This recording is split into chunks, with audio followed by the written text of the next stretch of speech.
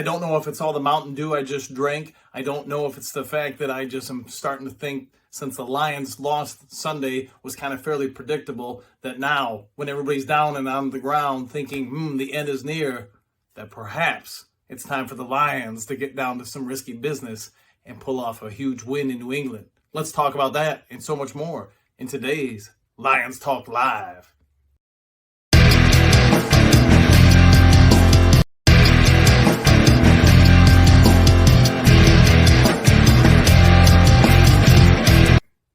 Greetings, YouTube, and welcome to Wednesday's edition of Lions Talk Live. I am your host. Once again, I am Dan Thornton, and I've got some good news, as we talked about briefly in the intro. I've got a good feeling, apparently, so does head coach Dan Campbell of the Detroit Lions, that the team is going to fix the defense a little bit this week, head into Foxborough, and pull off a magnificent win leading into the bye weekend. Other good news, as we're diving through a number of topics today, sounds like the Lions are looking at Will Harris to play a little bit more than he has in the past few weeks. Coaching staff appears to have great faith in him. And what they're going to do with him is a little bit of a mystery. There are some scuttlebutt around the world that Will Harris is going to be used almost as a weak side linebacker / safety / cornerback / spy / whatever it's going to be. The athletic corner / safety, who's been under a lot of fire last year and the early part of this year, seems to be back in the good graces of the coaching staff.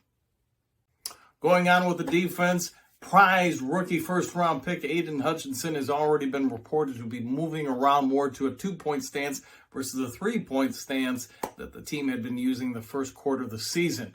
Hutchinson, who had his breakout performance his senior year at the University of Michigan, has been playing mostly 3-point stance thus far this year. But during his big performance his senior year, he went to a 2-point stance maneuver. Obviously, that's going to take him a little bit more off the ground, allow him to explode to the quarterback or running back a little bit more. But whatever it may be, Coach Campbell today in his presser just hours ago alluded to Hutchinson's change in technique along with Will Harris and a couple other surprises. Some of those other surprises are that both Josh Pascal and Jerry Jacobs did begin their practices today, meaning their 21-day clock to return either to the active roster, practice squad, or injured reserve will now begin. With a number of good news events happening with players coming off IR, players that have been injured but not on the IR, talking about coming back. Campbell went in during the presser at noon today about how Jacobs did return, Pascal, as I mentioned, but also that St. Brown, Clark, and Swift will all be returning to practice during the week. They're going to take it slow. They are going to protect all players. So the idea that come Sunday, everybody will be able to go to the active roster for game day. With that being said, if this does happen, it would give the Lions their full complement of offensive players minus injured rookie Jamison Williamson, who's been trending towards returning after the bye week. Campbell did allude that Williams has picked up the pace in the last 2 to 3 weeks, making in and out cuts, getting out of breaks much faster and improved as he works with the team's coaching staff and athletic trainers to ensure a safe return at some point this season. A little bit of a side note and tidbit on Williamson. It's been reported that his non-draft verified 40-yard dash time is going to come in around 4.28, making him a bit of a burner. Unfortunately, going into the draft, since the rookie had his ACL tear in the NCAA championship game, he wasn't able to perform the actual 40-yard dash. So apparently, NCAA members have actually gone to video from some of his matches at Alabama and timed him based on that. If these are accurate, this is going to add one of the NFL's deepest, fastest threats we've ever seen. You can put him up there with some of the all-time greats of Deion Sanders and etc. as far as people that were able to run a sub 4.3 40-yard dash. Add him to the mix with the Lions in that offense, which is already number one all-time in a 4-game stretch, could get even more deadly. You're going to have to pick your poison if you're opposing defense. Who are you going to stop? Hockenson, Williams, Swift, Brown. It's going to be difficult.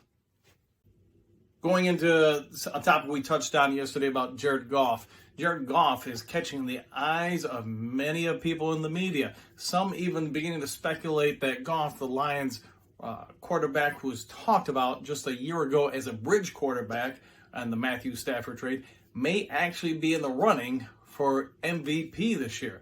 Goff's gaudy stats have jumped out at everybody who takes a peek at them, whether it's the yards per completion, the yards through 4 games, the touchdowns, which as of right now, he is number 1 in the NFL, tied with Lamar Jackson with 11 touchdowns. And it is looking like there's a strong possibility Goff may finish with 40 or more touchdowns for the remaining portion of the season. Goff, while on pace to set some team records with his performance through the first 4 games, if he can maintain, he will establish a few more Lions records. Already in less than 20 games with the team, he has set 3 team records. No small feat in just a short amount of time. He has helped elevate the play of players like Josh Reynolds, a cast-off almost in Los Angeles, who went to Tennessee and was underutilized. This past week, had his best performance ever of his career. In fact, he was graded by Pro Football Focus as the NFL's #1 receiver during Week 4. That, along with the play of T.J. Hockenson, gives the Lions faithful something to root on and cheer on as the team continues to put up record-pacing numbers throughout the board, whether it be in the run game, the pass game, the tight end game, whoever's game. One thing is clear, the Lions have pieces on offense, and if they can shore up the D, this team can contend. So what do you think Jared Goff's chances are to win the MVP this year? Do you think he's got an option to win it, be in the top 5? If you can, leave your thoughts in the comment section below. Also, as we all probably know, it is the Matt Patricia Revenge Bowl this weekend in Foxborough. So what do you think the Lions' opportunity is to win here? Well, if you can, throw in your score predictions down below. Tomorrow, we're going to break down the matchup between these two teams. A win can save one of these two teams' seasons going into the bye if the Lions could find a way to win this weekend and finish 2-3. Yeah, coming out of the bye, they get Dallas. Hopefully have a lot of healthy players return from their various different injuries. Perhaps even the premiere of Jameson Williams could set up a very interesting showdown in Dallas for the Lions to have an opportunity to get to 3-3, and from there, anything goes. But anyways, I hope you have a great day. If you haven't already, please subscribe, leave a like, comment in the section below any thoughts or ideas you have for future videos. Take care and enjoy your day.